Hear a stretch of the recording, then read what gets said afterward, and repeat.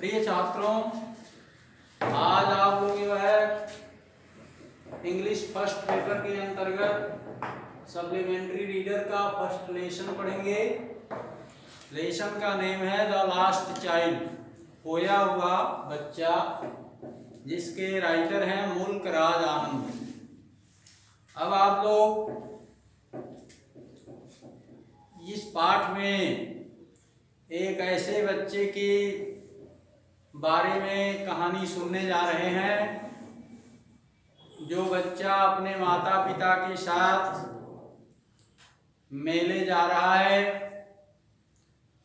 और वह उस रास्ते से जा रहा है जिस रास्ते से बहुत बड़ा जन समुदाय नए रंग बिरंगे वस्त्रों को धारण किए प्रसन्नता के साथ मेला करने के लिए गुजर रहा है। आप लोगों को भी अपने बचपन की सारी वृत्तियां याद आती होंगी कि बचपन में बच्चों के अंदर किस प्रकार की जिज्ञासा होती है। जब वो मेला जाते हैं तो उनके अंदर कितनी प्रसन्नता रहती है।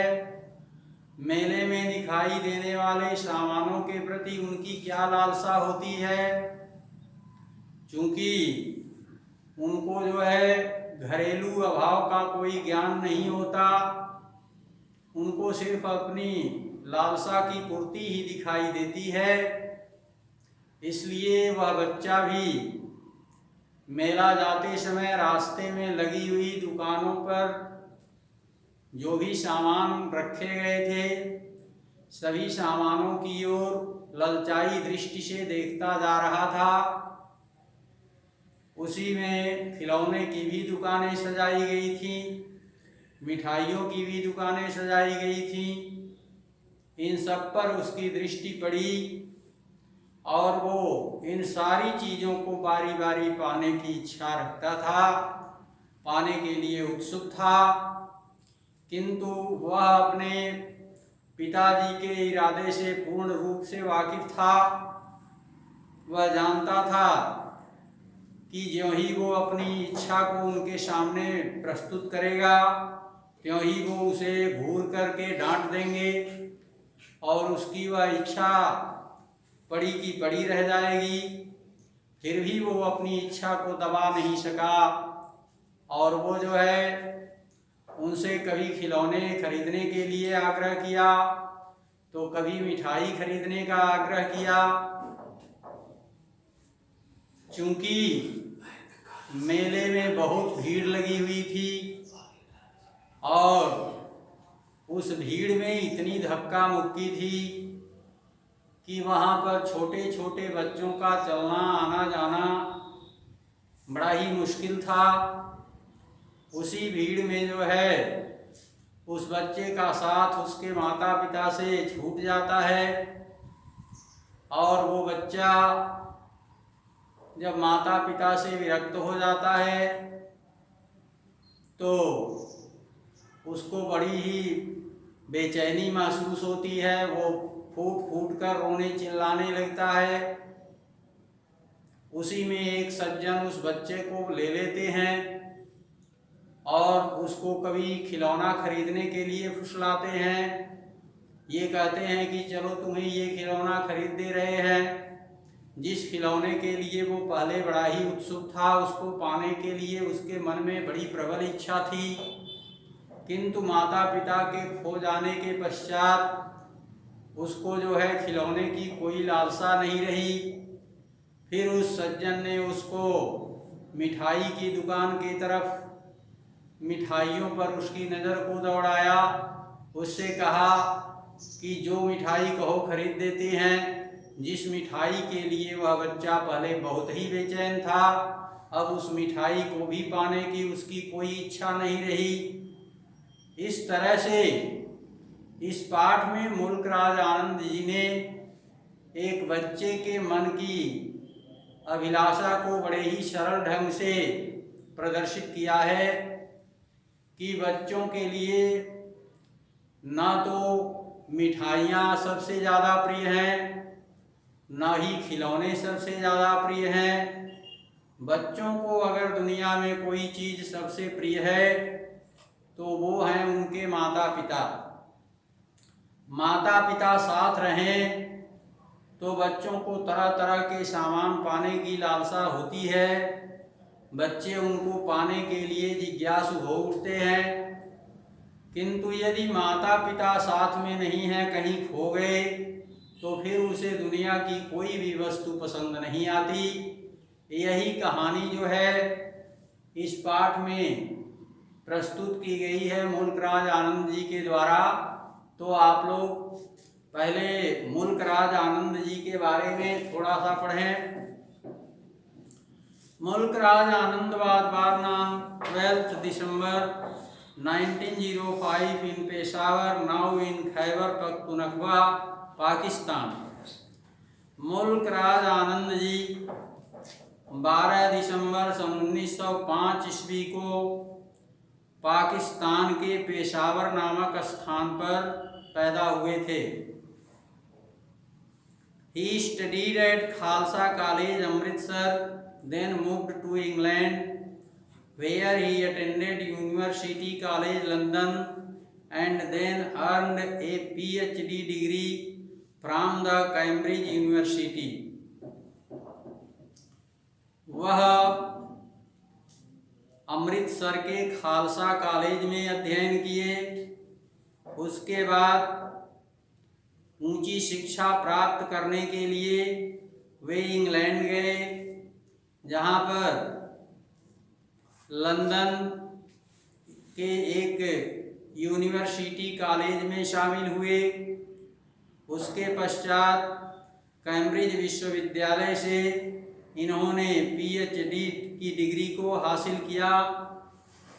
He was against the rigidity of India's caste system.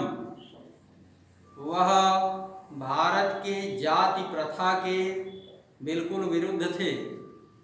And this was the subject of his first novel untouchable. और यही कारण था कि उन्होंने पहला उपन्यास अछूत लिखा। He is also known for his short stories. वह अपनी संक्षिप्त कहानियों के लिए भी प्रसिद्ध हैं। He was awarded the Padma Bhushan.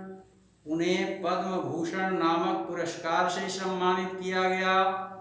Anand died on 28 September 2004 at Pune, Maharashtra. Mulkraj Anand 28 सितंबर 2004 को महाराष्ट्र के पुणे नामक स्थान पर स्वर्गवास को प्राप्त किए। अब आप लोग जो है इस पाठ में दी गई कहानी का सारांश सुने। The child in the story is going to the fair with his parents. इस कहानी में जिस बच्चे का वर्णन किया गया है वह अपने माता पिता के साथ मेला जा रहा है। He is happy and he is excited to see such a large crowd moving towards the fair. वह प्रसन्न है और लोगों की भारी भीड़ को मेले की तरफ जाते हुए देखकर बहुत ही उत्तेजित है। On his way to the fair and in the fair itself he sees shops of toys, sweets, balloons, etc. मेले के रास्ते में और मेले में वह खिलौने, मिठाइयों और गुब्बारों इत्यादि की दुकानों को देखता है। He wants to buy each and everything. वह सभी चीज़ों को खरीदना चाहता है। But his parents do not let him have any. किंतु उसके माता पिता उसे कोई भी चीज़ नहीं लेने देते। Maybe because of their being very poor. इसका कारण यह हो सकता है कि वे बहुत गरीब रहे होंगे। But when he is lost in the fair, he needs nothing else but his parents only. किंतु जब वह बच्चा मेले में खो जाता है तो उसे अपने माता पिता को छोड़कर अन्य किसी चीज की आवश्यकता महसूस नहीं होती। A child's psychology is very beautifully depicted. इस कहानी में एक बच्चे के मनोविज्ञान को बड़े ही सुंदर ढंग से वर्णित किया गया है। अब आप लोग कहानी को सुने। It was the festival of spring. बसंत का पर्व था। From the wintry shades of narrow lanes and alleys emerged a gaily clad humanity. सकरी गली और गलियारों की शीतल छाया से लोगों की बहुत बड़ी भीड़ सुंदर और नए वस्त्रों को पहन करके प्रसन्नता पूर्वक मेले की ओर जा रही थी। Some walked, some rode on horses, others sat being carried in bamboo and bullock carts. कुछ लोग पैदल जा रहे थे तो कुछ लोग घोड़ों द्वारा खींची जाने वाली गाड़ियों पर बैठकर जा रहे थे। कुछ अन्य लोग बैलगाड़ी से जा रहे थे और कुछ पालकी में जा रहे थे। One little boy ran between his father's legs, brimming over with life and laughter. एक छोटा बालक अत्यधिक आनंद विभोर अवस्था में अपने माता पिता के टांगों के बीच दौड़ता हुआ मेले की ओर जा रहा था।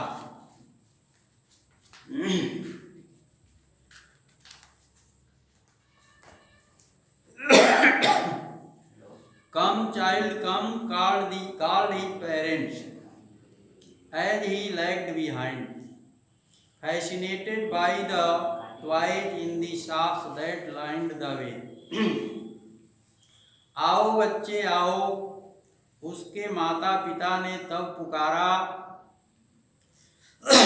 जब वह रास्ते के दुकानों के खिलौनों की ओर आकर्षित होने के कारण पीछे छूट गया था।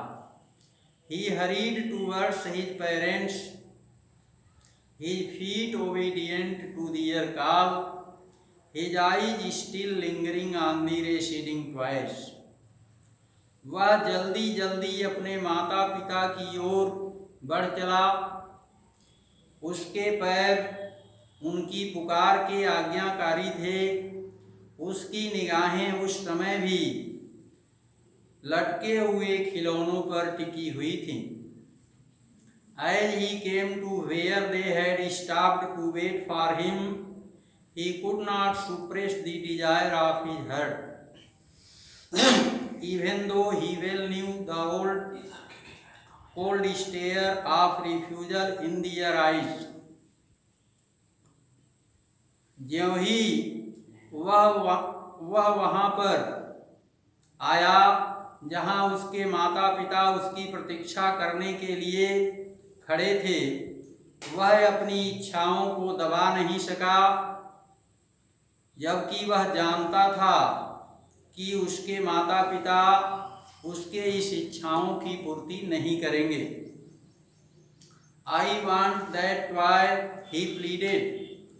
उसने निवेदन किया, उसने गिड़गिड़ाते हुए कहा, मैं वह खिलौना चाहता हूँ। His father looked at him red-eyed in his familiar tyrant's way. उसके पिताजी पहले जैसे लाल लाल आंखें किए हुए उसकी तरफ घूरते हुए देखने लगे। His mother, melted by the free spirit of the day, was tender and giving him her finger to hold, said, "Look, child, what is before you?" उसकी माताजी उस दिन के आनंददायक वातावरण से अत्यंत आनंद विभोर होने के कारण कोमल आवाज में उससे बोली तथा उन्होंने अपनी अंगुली को उसे पकड़ा लिया और उन्होंने कहा, देखो बच्चे, तुम्हारे सामने क्या है? It was a flowering mustard field, pale like melting gold as it swept across miles and miles of even land. वह सरसों के खिले हुए फूलों वाला खेत था जिसे देखने पर ऐसा लगता था कि वहाँ पर पिघला हुआ सोना फैला हुआ है और वह दृश्य मीलों दूर तक दिखाई दे रहा था। A group of dragon flies were bustling about on their gaudy purple wings, intercepting the flight of a lone black bee or butterfly in search of sweetness from the flowers। उन फूलों का रस चूसने के लिए अनेक प्रकार की मक्खियाँ, तितलियाँ, भंवरे सब के सब उन फूलों पर मंडरा रहे थे और उनके मधुर रस का पान कर रहे थे एवं अपने बैगनी रंग के पंखों को फड़फड़ा रहे थे। The child followed them in the air with his gaze till one of them would still its wings and rest। वह बच्चा उन्हें हवा में उड़ते हुए देखने लगा। इतने में एक तितली अपने पंखों को फड़फड़ाना बंद करते हुए एक फूल पर बैठ गई and he would try to catch it, और वह उसे पकड़ने की कोशिश करने लगा। But it would go fluttering flapping up into the air, किंतु वह अपना पंख फड़फड़ाते हुए उड़कर ऊपर चली गई। When he had almost caught it in his hand, जब वह उसको अपने हाथों में पकड़ने ही वाला था। Then his mother gave a cautionary call, तभी उसकी माता ने आदेशात्मक मुद्रा में पुकारा, Come child come, come on to the footpath। आओ बच्चे आओ, पगडंडी मार्ग पर आ जाओ। He ran towards his parents gaily and walked abreast of them for a while, being, however, soon left behind, attracted by the little insect and worms along the footpath that were teeming out from their hiding places to enjoy the sunshine। वह प्रसन्नतापूर्वक अपने माता पिता की ओर दौड़ा और कुछ देर तक उनसे सटकर चलने लगा। तो भी पगडंडी के किनारे, जो कि भारी संख्या में धूप का आनंद लेने के लिए जो छोटे कीड़े मकोड़े बाहर आए थे, उनसे आकर्षित होकर शीघ्र पीछे छूट गया। Come child come, his parents called from the shade of a group where they had seated themselves on the edge of a well। आओ बच्चे आओ, उसके माता पिता ने पेड़ों के एक समूह की छाया से पुकारा जहाँ वे एक कुएं की जगह पर बैठ गए थे। वह उनकी ओर दौड़ गया। A shower of young flowers fell upon the child as he entered the group, and forgetting his parents, he began to gather the raining petals in his hands। छोटे फूलों की वर्षा उस बच्चे पर हुई जबकि वह पेड़ों के झुंड में दाखिल हो गया था, और अपने माता पिता को भूलकर उसने बरसती पंखुड़ियों को अपने हाथों में इकट्ठा करना शुरू कर दिया। But lo, he heard the cooing of doves and ran towards his parents shouting, the dove, raining petals dropped from his forgotten hands। लेकिन देखो, उसने पड़कों का कूकना सुना और अपने माता पिता की ओर चिल्लाते हुए दौड़ गया। पंडुक पंडुक बरसती पंखुड़ियां उसके विस्मृत हाथों से गिर पड़ी। Come child come, they called to the child who had now gone running in wild capers round the banyan tree, and gathering him up, they took the narrow winding footpath which led to their fair through the mustard field. आओ बच्चे आओ, उन्होंने बच्चे को पुकारा जो कि अब बरगद के पेड़ के चारों ओर गोल गोल उछल कूद करता दौड़ रहा था, और उसको साथ लेकर उन्होंने तंग लहरदार पगडंडी को पकड़ा जो कि सरसों के खेत से मेले की ओर जाती थी। As they neared the village, the child could see many other footpaths full of throngs converging to the whirlpool of the fair, and felt at once repelled and fascinated by the confusion of the world he was entering. जब वे गांव के पास पहुँचे तो वह बच्चा अन्य अनेक पगडंडियाँ देख सकता था जो कि भारी भीड़ से भरी हुई थी, और वो मेले के भंवर की ओर जा रही थी, और उसने तुरंत अपने को संसार के उस अस्त व्यस्त दृश्य की ओर आकर्षित और अनुभूत किया जिसमें वो प्रवेश कर गया था।